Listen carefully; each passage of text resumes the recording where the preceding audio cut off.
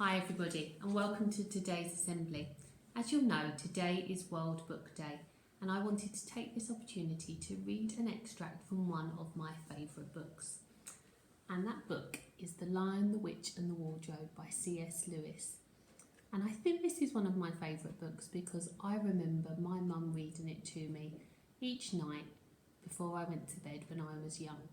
And it really is stuck in my memory. One is a lovely time of sharing my mum's favourite book with me, but also as really one of the first stories that I read and understood that really explored the imagination, and I could really picture in my head what was happening to the characters.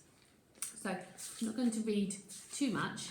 I'm going to read how it starts. Chapter 1. Lucy looks into a wardrobe. Once there were 4 children whose names were Peter, Susan, Edmund and Lucy. This story is about something that happened to them when they were sent away from London during the war because of the air raids. They were sent to the house of an old professor who lived in the heart of the country, 10 miles from the nearest railway station and 2 miles from the nearest post office.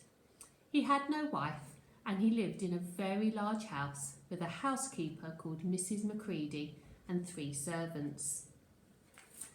It then goes on to talk about the children arriving at the house, and the extract that I'm going to read next is when the children are exploring the house and seeing what they've found. And they've come into a room where there was quite empty. And I'll carry on reading now. Shortly after that, they looked into a room that was quite empty except for one big wardrobe, the sort that has a looking glass in the door. There was nothing else in the room at all except a dead blue bottle on the windowsill.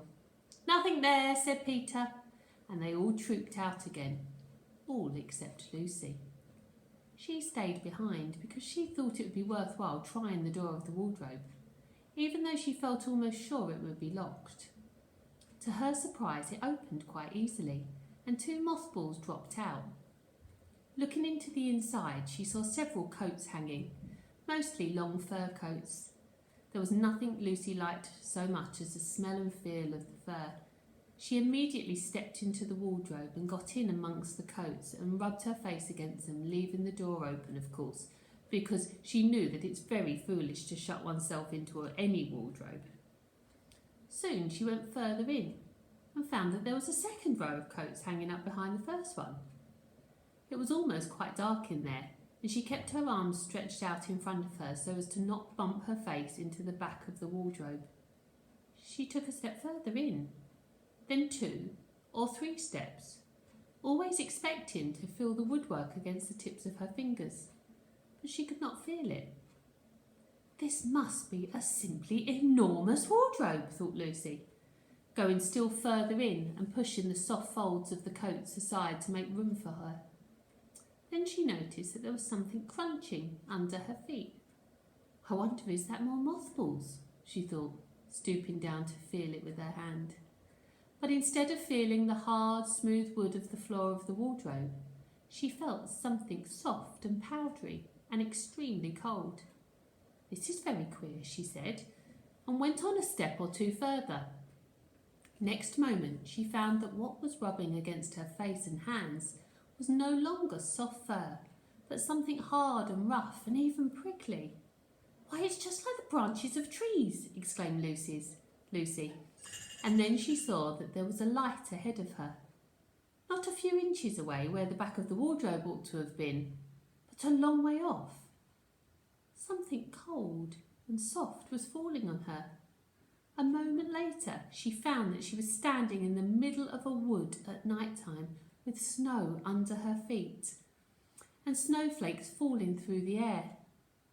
Lucy felt a little frightened, but she felt very inquisitive and excited as well. She looked back over her shoulder, and there, between the dark tree trunks, she could still see the open doorway of the wardrobe and even catch a glimpse of the empty room from which she had set out. She had, of course, left the door open, for she knew that it is a very silly thing to shut oneself into a wardrobe. It seemed to still be daylight there. "I can can always get back if anything goes wrong, thought Lucy.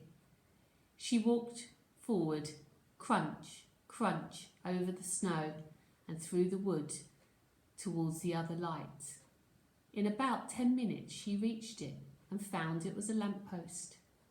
As she stood looking at it, wondering why there was a lamppost in the middle of a wood and wondering what to do next, she heard the pitter-patter of feet coming towards her, and soon after that a very strange person stepped out from among the trees into the light of the lamppost. I'm going to finish it there. For some of you, there might have been some words there and some content there that seems a little bit old-fashioned, and that's absolutely right, because this was set during the war, so nearly 100 years ago. And some of you also might be thinking, where is she? What's happened through that wardrobe? Who's the creature that's just appeared by the lamppost? And if you want to find out more, as I said, have a go reading it yourself. The Lion, the Witch and the Wardrobe by C.S.Lewis. And it actually is part of a series of books called the Chronicles of Narnia. Hope you enjoyed that. Enjoy your World Book Day, thinking about your favourite books, and I'll see you soon.